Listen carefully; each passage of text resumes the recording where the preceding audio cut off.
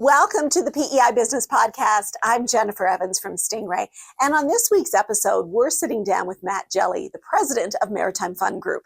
Now, we worked with Matt for nearly 2 decades, and I thought I knew everything there was to know about his business journey.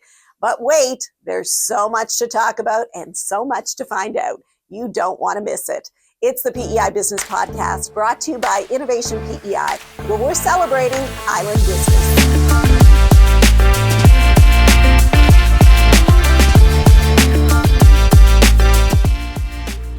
Welcome to the PEI Business Podcast. On this week's episode, we're sitting down with Matt Jelley, who is the president of Maritime Fund Group, among some other business entities that we'll talk about. Welcome, Matt, to our podcast studios. Thank you. Now, before we jump right into the story of Maritime Fund, we are asking all of our podcast guests the same question, same opening question, because we are filming here in the Stingray studios. We want to know, what's your favorite all-time concert? There's probably 2 that come to mind. So I think as far as most anticipated, when you 2 came to Moncton on the edge of where we operate Magic Mountain, that was pretty neat for me, and a band that I had listened to growing up.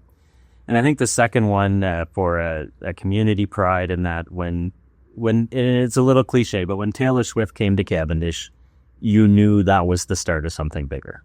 Even from the time it was announced to the time the concert had, the size of the crowd, I don't think they know how many people were in that field yet that night. And to have that going on a 5-minute walk from where I lived at the time was pretty neat. And as you look back 15 years later, it's hard to believe it happened.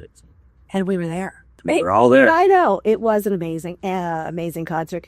I was expecting you to give a CBMF answer as the former mayor of the Cavendish Resort. Yes, maybe that's what I'm required to do, but no, that one's a real one. But it wasn't. It was a concert none of us will ever forget. All right, so let's jump right into Maritime Fund Group.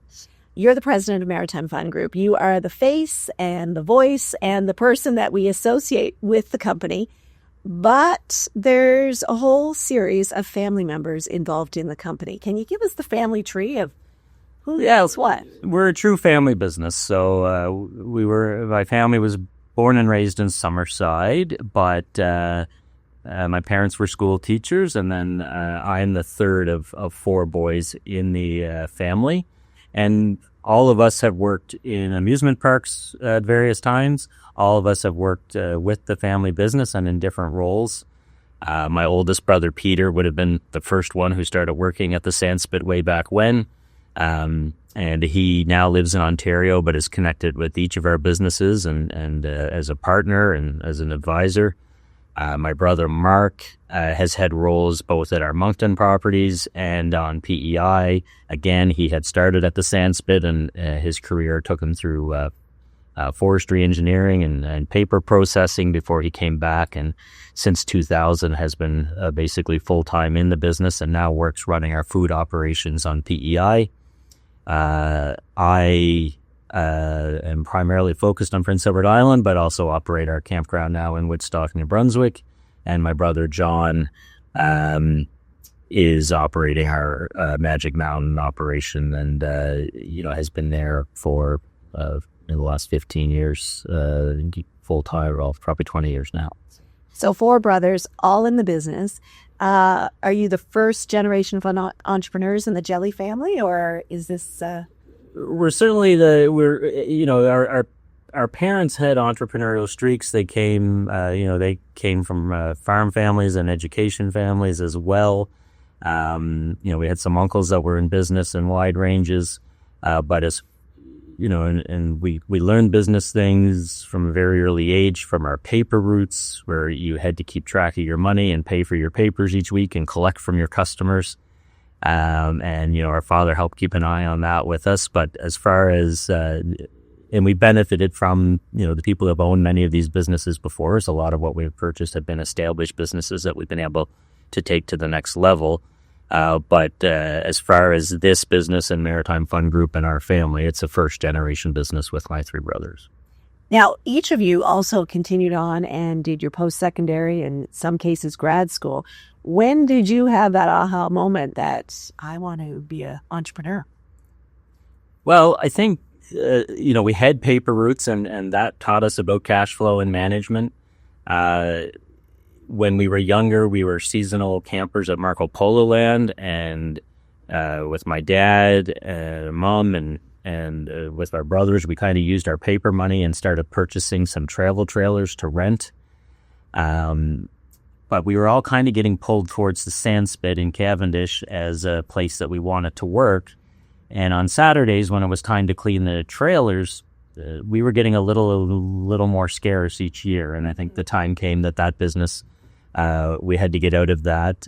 And we relied a lot on uncles and relatives and people helping, I think, during that time. But for me, when I was 11 years old, I started at the Sandspit. And by my third day, I was pretty sure this is what I wanted to do. So what was it about Sandspit that just went, this is it? This is where I like to be? I think what I know now and what I knew then are probably a little different, but, we build the park that we want people to come back and not really know why. And for me, I woke up every day wanting to go to work, and 36 years later, it's the same thing where every day I want to go. And I think it's the variety. I have a different task every day. I think, we have the privilege that the guests that are coming to us are choosing us. Nobody has to come to an amusement park. Nobody has to come, to a campground. They're choosing us from all the other options for entertainment or anything else they want to do. And so the fact that guests come in looking to have a good time and to be happy, and all you have to do is help maintain that, I think makes it a very easy environment to work in. Obviously, the chance to work when I was with other young people, to work with, in the community and in that environment, I think it's just exciting. I mean, everybody likes to go to an amusement park, and obviously when you work there, it's not the same. But turns out still pretty fun. Pretty fun to see that roller coaster going. To see it, to hear it, it's that whole environment, and for me, that's all. So then you folks, you're 11, you guys are working summer jobs at Sandspit, you continue on with your education, you're a university, it's 1999, and you and your brothers decide there's an opportunity to buy Magic Mountain in Moncton, and you jump right in. How did four guys in university raise the money to buy Magic Mountain? Well, I think it didn't happen on our first visit to the bank. I know that. The broker handling the deal had reached out to the founder of the Sandspit, Larry Dunville, and he initially said he wasn't interested. Called my older brother and said, I know you're in Toronto now, but if you were looking to get in, this might be an opportunity for you guys, and if you want to do it, I'll work with you. My father was retiring from teaching that same spring and saw an opportunity for him to maybe have a second career. That time on PEI, we thought we had too many teachers, and they gave a few of the older guys a chance out. And so working with my father, working with the Dunvilles, and 6 or 7 different attempts at bank financing, we got a deal that worked for everybody. And June 15th, 1999, we, along with our parents and the Dunvilles, became the owners of Magic Mountain. Wow. Did you go, oh boy, what did we just do? I don't know that. I think did your parents go, oh, what did we just do? They probably had some, I don't know. I think for us at that time, we had 10 or 11 years experience working in the industry. We kind of knew what we were getting into. Water Park was a little different. Moncton was a little different. But we knew we were all kind of in it together and that we would figure it out. And I think that was pretty apparent early on that we got there. So fast forward, it's now April 2005. We're back in PEI. You have graduated from law school, and Rainbow Valley announces its closure. Within 15 months, Shining Waters opens its doors in Cavendish. How did you pull that off? Well, I think looking back, I've asked myself that question, because sometimes now when we take on a project, we start planning 2 or 3 years out for things, and people approach us with something and we kind of say, well, we might not be able to do that this year. We can do it next year. I had finished my law school studies. I was articling here in Charlottetown. I was actually finishing the bar course over in Halifax at the time when the call came that Rainbow Valley would close. I had been planning to move to Vancouver to continue my law career while my brothers kind of were working at the amusement parks and had things under control. And quite frankly, that evening, after hearing of the closure and sale of Rainbow Valley, I was on the phone with Larry Dunville, who had created the Sandspit. We were drawing up things literally on the back of napkins and pads of paper. That was a real thing. It actually happened. It actually happens. And at the time, Google Earth and Google Maps wasn't really a thing. But Larry was an amateur pilot, and he had some overhead photos of different sites in Cavendish. And so we would print those off and actually try to draw things on them of where things might fit. And there was 5 or 6 sites under consideration. I didn't finish my bar course. I didn't finish my requirements until May 20th. I had told my Charlottetown employer that I was leaving. But at this point, I still thought I might be in Vancouver in September to start a law job. And by the middle of the summer, we still didn't have land. We didn't have any money. We didn't have any building permits.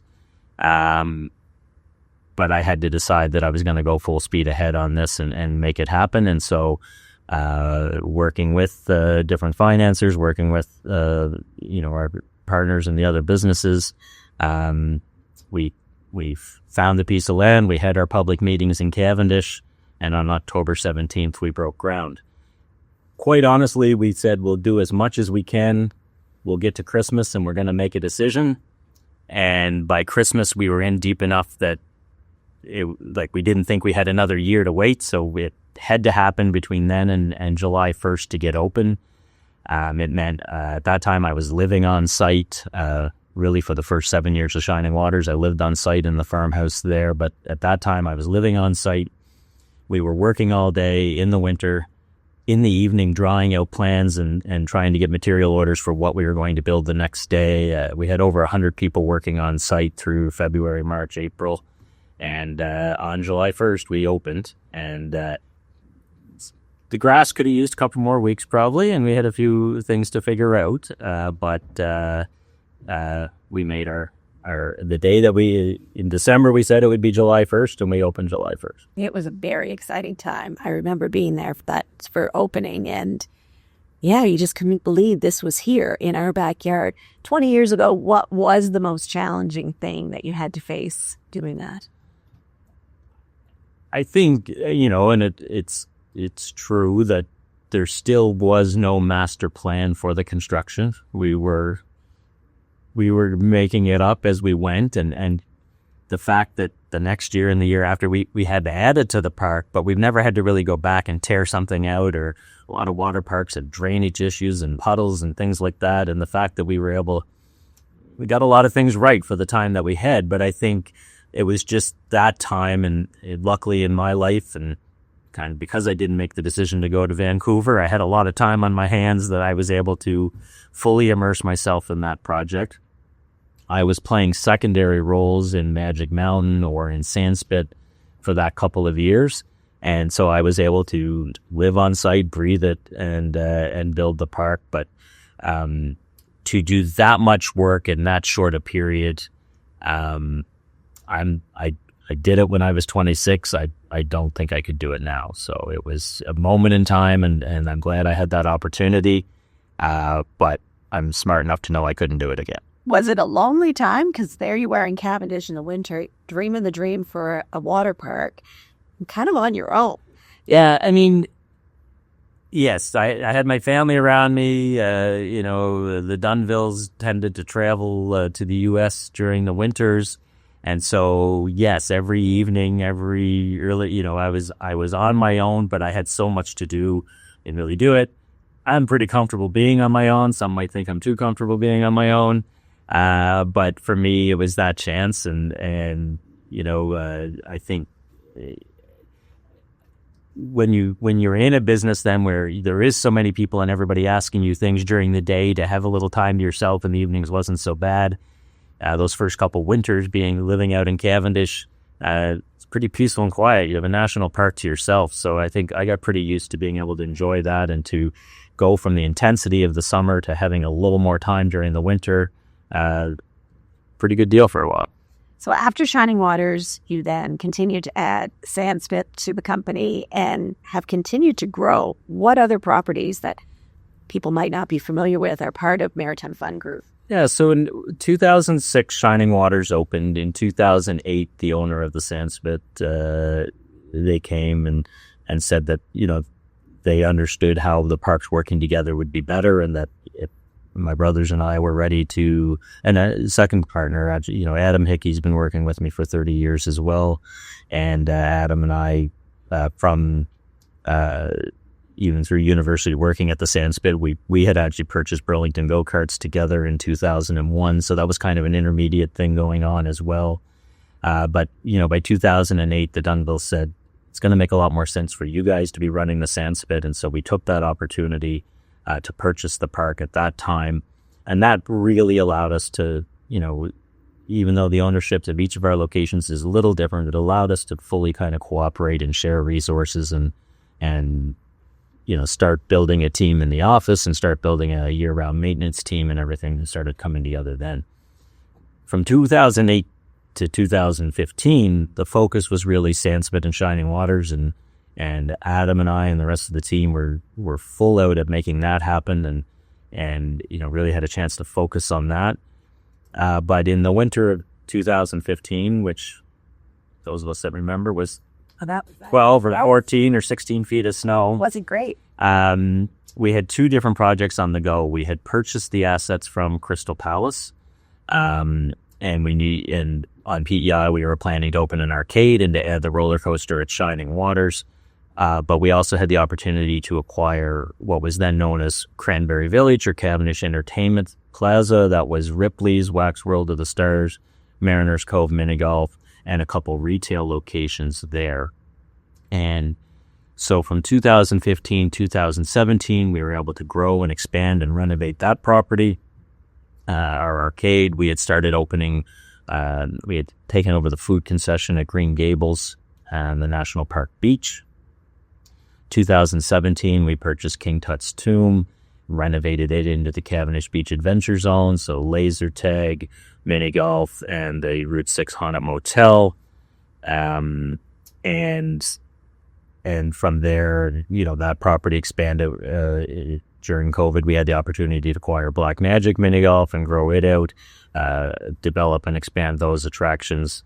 We expanded and rebranded the Entertainment Plaza to become Mariners Cove Boardwalk, operated the Greco there, built 3 Beaver Tails locations, dairy bars, cafes, to the fact that now in Cavendish, or even by 2023, we have about 20 locations that we charge a ticket to or an admission. And then we had, I think at that time, 14 food service licenses. So between our food services in the park and the ones that we were operating around the rest of Cavendish, we had that outlet. And so a lot going on. 2023, the opportunity came to purchase the Cavendish KOA. And we operated that. In 2024, we were approached for the Jellystone Park in Woodstock, New Brunswick.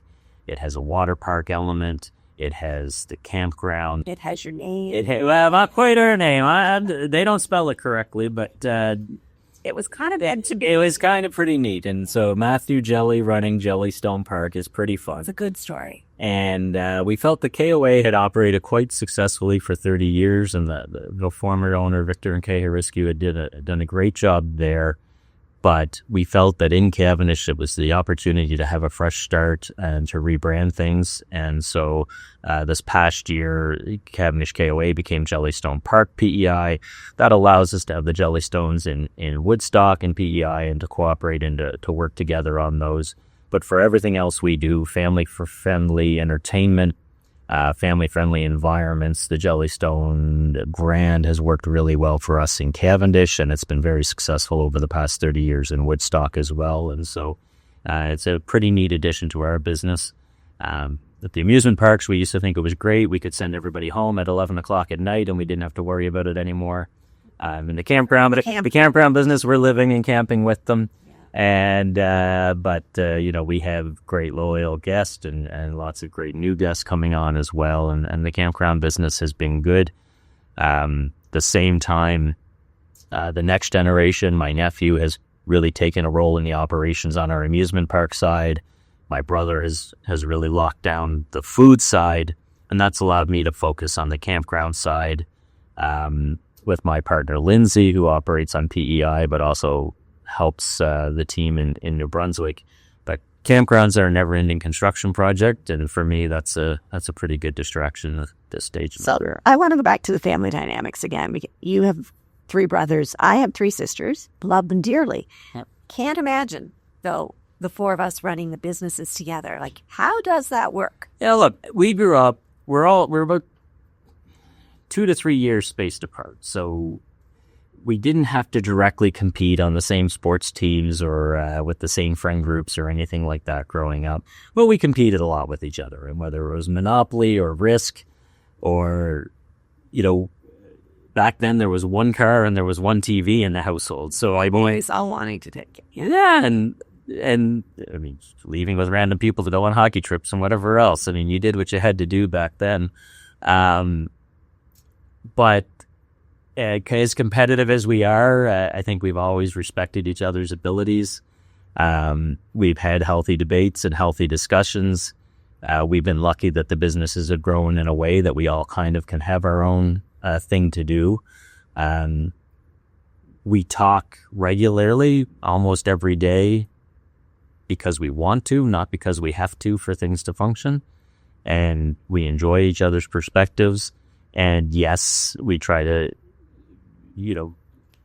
outdo one another. we definitely compete that way. We also, it's kind of fun to try to stick my brother John with a dinner bill if we're out, or if we're entertaining some of our staff to see if we can get it on Magic Mountain's accounts from time to time. And if one of us has leftover paint for the other, we're happy to send it to the other, but then sometimes you have to make sure you negotiate the price before you do it. So anywhere we can take a few points on the other, we try to. But ultimately, when each business is successful, we're all successful, and I think we've gotten to a place when there's been some difficult discussions over the years. My brother Peter not being directly involved in the operation, I remember starting a few phone calls with, we were family long before the businesses. We're going to be family long after. Nothing happens during this phone call is going to change it. And, I think we've been very good at being able to keep that perspective. And I thought Adam has been like the fourth, my fourth brother or the fifth member of the family, and been along through all that as well. And I think it works for us. I think it's worked well for the businesses. I think it's a privilege to be a family-owned business and to be able to maintain that. And I don't see anything changing anytime soon. So all of these businesses are all seasonal. You essentially do the bulk of your business within, fingers crossed, 10 sunshine weeks of the year. How stressful is that? Well, I think it's really stressful for people on the outside, and I think it takes some time to educate your bank and financing of how it works, but it's all I've ever known. The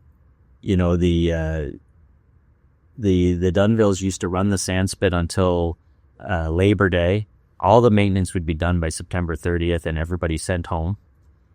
And we'd arrive May 1st from university, go down the phone list and call, are you coming back? Are you coming back? Are you coming back? And at the same time, we'd put up a couple notices that we were hiring. And on June 15th, we'd open.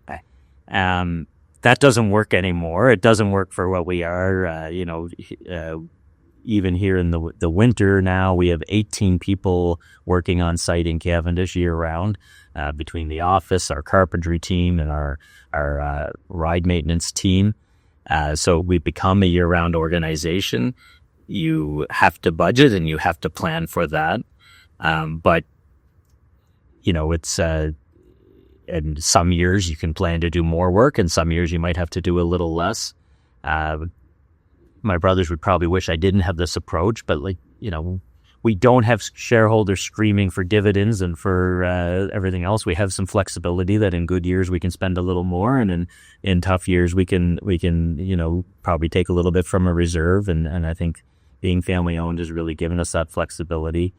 And the seasonality, I think, has helped us in other ways. I think back to the start of the pandemic, and it was March 15th, give or take, and a lot of hospitality business, the reaction was to lay people off and to, kind of sever their ties with their team. And we were very used to there being no revenue in March and April and May.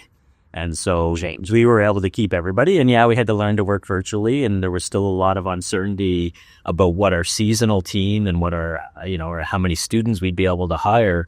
But we were able to keep our core team together. And I think that flexibility was really useful. But I think it was also that perspective of, we don't have sales for the next 3 months anyway, so let's take a little time to figure this out. And so, I'm proud of how that happened. And then, getting through that 2 years, we were better off having our team together.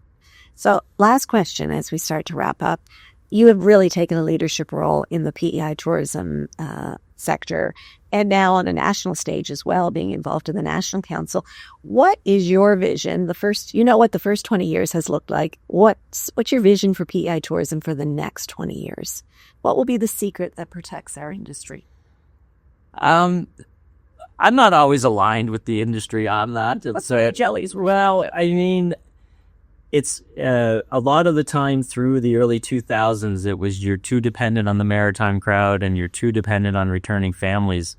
And then we get through COVID-19 and we're dealing with Maritimers and those being able to come, and our businesses did pretty resilient through that time. You have to get more Americans and more high-yield guests and everything else. Well, now we're into a time where that's kind of awkward with the United States, and we've kept going. I think it goes back to that I've always been comfortable being a seasonal business and making the best of the season that we can and preparing for the next year and taking that time. And I think PEI's tourism can grow. I think we have to think, let's get more out of September, which we have been doing. Let's get a little bit more out of October. Let's figure out a little more from June and May. I think there's parts of winter tourism that are tough. I think there's operators that it works for. There's operators that it's not going to work for. Like our staff works so hard during that peak season that I don't know what we would like. Trying to set up Christmas lights and string them through the sand spit and walk people through and move snow and then everything else and redoing facility. It's very tiring after you think about the work that we put in during the summer. So for me, it's how we grow the season out and how you do that in a sustainable way where we think we can get the most. I think there's more that we can do in high season. One of the things we love about the campgrounds is that we're going to be able to add capacity, much quicker and more economically than if we were building hotels and that sort of thing. Because we want more people on the island. We want more potential guests for our parks, for the restaurants, for everything else. But I think we have to remember what our strengths are and what makes it special. Obviously, the continuing appeal of Lucy Maud Montgomery and Anne is something that PEI has that no one else has. We have a lot of beaches. They have their strengths.